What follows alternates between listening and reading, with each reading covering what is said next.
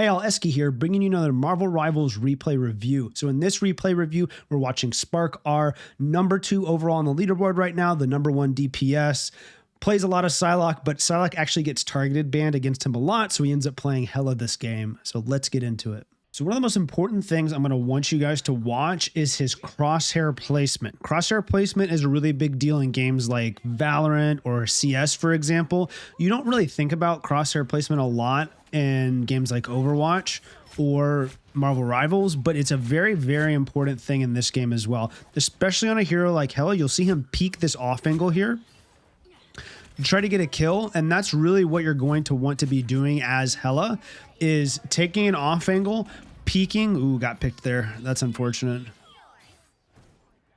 Taking an off angle, peeking that off angle, making sure your crosshair placement is good so you can 2 to 3 tap squishies. That's really what the goal is, right?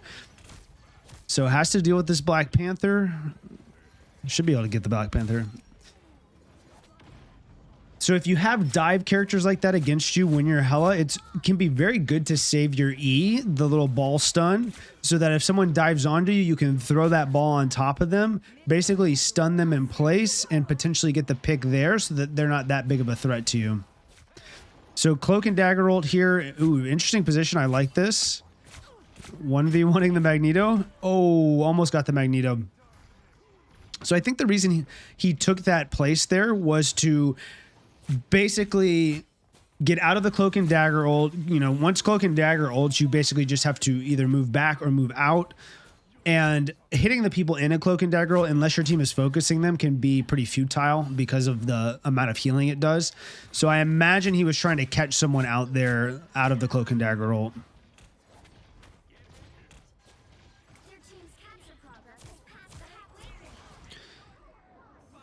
So much CC here. And blinding abilities. So when Invisible Woman throws her ult down like that, you don't necessarily want to push into it, but he has ult, and I think, yeah, he's going to ult into it like this. So that's another big thing that I preach to you guys a lot when it comes to playing DPS, is understanding what support ults they have, understanding what support ults they've used. And if you notice, he waited until that support ult was almost expired to then use the Hela ult there to push them off the point. So always keep in mind, try to track what support ults they probably have. Do you have your ult? Then you want to try to wait until the support ults are forced. Good E on the Black Panther there, trying to get him out of cover.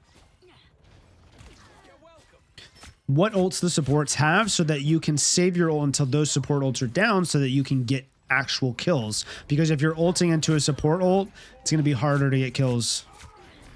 So just repositioning here. I think this is a really good reposition. Cloak and Dagger really push deep in here, and he's really in a bad position. Yeah, he's going to get picked there.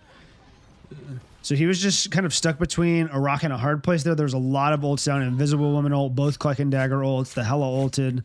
So some deaths like that, it's just kind of hard to avoid. You could say maybe better positioning, but at a lot of the time, there's so much movement in this game that sometimes you just get run down. And if you, once again, look at his crosshair placement, right?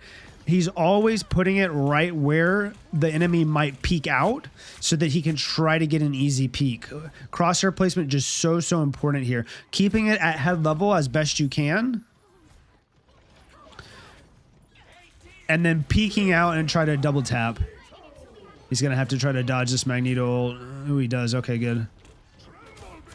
Oh, wow. Okay, so that's another thing about Hela. If you guys don't know, the E is a little mini stun there, and I'm pretty sure he got the mini stun off on the Black Panther as the Black Panther was ulting to cancel the ult. So that was really big there.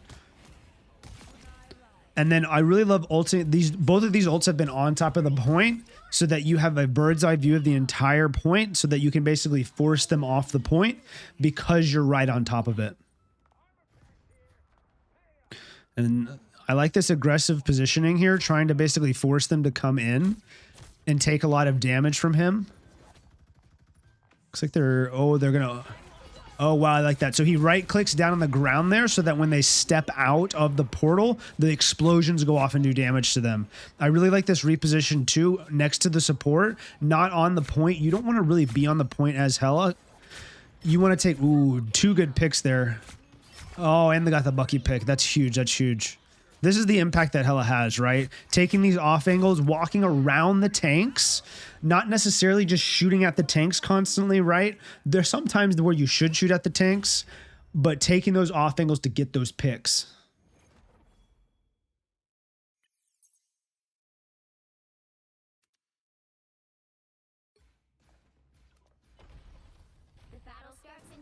So diving into the next round here again, once again, I want to emphasize, I want you guys to watch his crosshair placement. It's just so good that whenever you're peeking around that corner, you're always having your crosshair where you expect them to be. So make sure you watch his crosshair placement, try to learn these angles because they're going to help you in your games trying to peek with Hela, just get those easy picks that are going to have big impacts on these fights. Missing a lot of shots there. You know, some of these hitboxes, right? They're just so small that sometimes you're like, you're going to whiff your whole clip, right? Good pick there on the support. I really like this positioning on this point. If the enemy team decides to go down low point, yes, they get to take it, but you should stay high ground so that you have that advantage being able to look down and try to get picks like that. So he's going to have to back up here from the cloak and dagger ult. So that's their Hela ult. And the Magneto ult. So that's probably why he decided to shift backwards there. Yeah, to try to dodge both of those ultimates there. And that's one of the big things about Hela's kit I think people underestimate. Yes, she does great damage. She's easy to get picks with. But she has basically an invulnerability with her shift and then a completely separate health pool with her ultimate. So you're very survivable. You shouldn't be scared. You just have to be careful about when you use those things so you can survive the important things like people trying to ult you.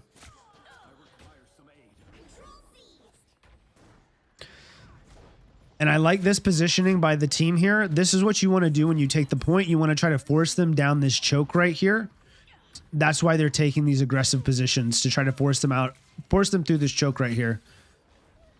Bucky trying to get a hook off there.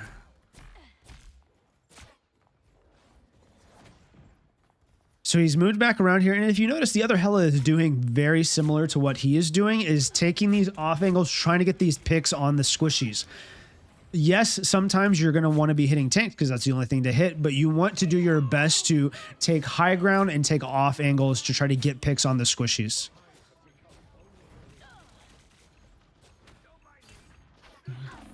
Finding this Hela. Yep. So once again, so he got low there. That's probably the reason he decided to ult there. This is not the ideal time to ult. If you look, they popped their cloak and dagger ultimate. So he's not able to get any kills off that. But because he was low health, you can think of Hela's ult as a completely separate health pool. You can ult so that you have that separate health pool and you don't die. Oh man, he just missed that Bucky. Invisible Woman really zoning with the AoE there. I like that. So they just got wiped. Oh man, almost got that Magneto pick. You can get picks on tanks too. If they're not receiving healing, if they're overextended, if you land a few headshots, you're going to be able to pick a tank. So once again, you don't want to play scared. You want to play confident. And look at his crosshair placement, right? At head level, as he peaks the angle, he's going to have an at head level again. Just popped another headshot there. So just such a key thing for a lot of heroes, but especially for Hela. I wonder what that E was for. Interesting. Tell me down in the comments. So using this wall is an advantage, right? Not over peeking. If you saw he was just peeking the Magneto, he wasn't peeking the rest of Magneto's team. So you're not overexposing yourself because, you know, Hela just got nerfed, went from 275 HP to 250 health. That may not seem like a lot, but it is a lot in this game, and it's a lot easier for you to get picked when that happens. So trying to push this tank. Whenever you see a low health tank like that, I do think it's worth it to push, to put pressure on them, because that will force him to back up and you can take space.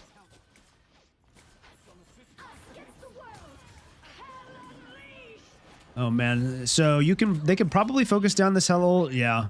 So in higher elo games, when people really know about it, you can actually focus down Hela ults generally. Oh no. Not that good of a Hela ult there.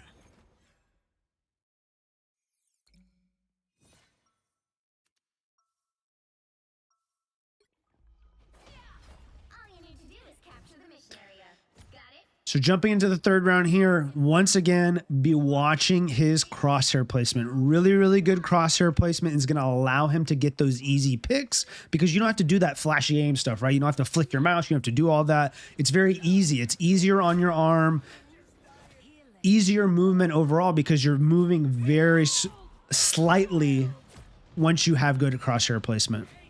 I really love this off angle. If you notice, he's putting the wall on this side of him, this side, putting this pillar on this side of him. Oh man, loses the Hela 1v1. Does get revived though. So he's using that wall.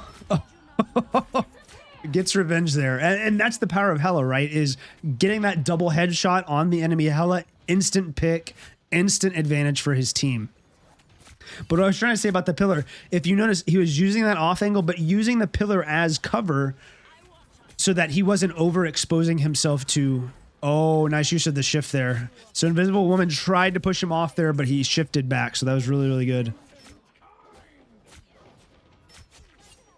Almost got the pick on the magic. Maybe still get the pick. Nah. Those small hut boxes. Oh, man, and missed the Hela. Okay, still got the kill, though. I feel like that's the most frustrating thing is Hela, right? Is... You're about to 3-tap someone and you miss that third shot and they peek behind cover.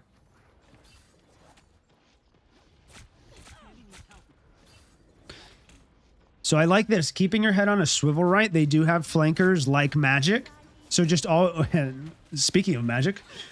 They always have flankers. Like if they have flankers like that, right, you got to keep your head on a swivel because you want to be able to see them before they get to you so you can put pressure on them so they can't just immediately jump onto you. You want to force them to burn cooldowns as a diver before they can get on top of you. I like the idea there with the E, try to pull that Magneto out of cover. He had to take cover there because he is low health. So that's a cloak and dagger ult, so they're going to want to back off here. He doesn't have his shift up right now, so he has to be very careful about his positioning. Okay, so he's just going to ult here. I like the ult. Oh, so he's going to have to wait for the Magneto ult. If you saw that, if you don't know the interaction, basically the reason that the ball kind of curved there was because the Magneto ult absorbs your the balls in the Hela ult. So targeting the Bucky there, I like that too. Targeting acquisition, super important as Hela. Oh, he's going to have to shift out of here. And he dies. That's unfortunate. But he targeted the Bucky there because Bucky was ulting. So always thinking about your target acquisition as well. Who's the priority target? Who's the threat to you? Looks like they're backing him off the point here, so this should be GG. If you all made it to the end of the video, thank you so much for watching. Please help me out that YouTube algorithm and hit that like button. Leave me a comment down below. What other heroes do you want to see from high-level players, me spectating them, me doing a replay review? Let me know down in the comments. Also, subscribe to the channel if you want more content like this. Thank you again for watching, and I'll see you in the next one.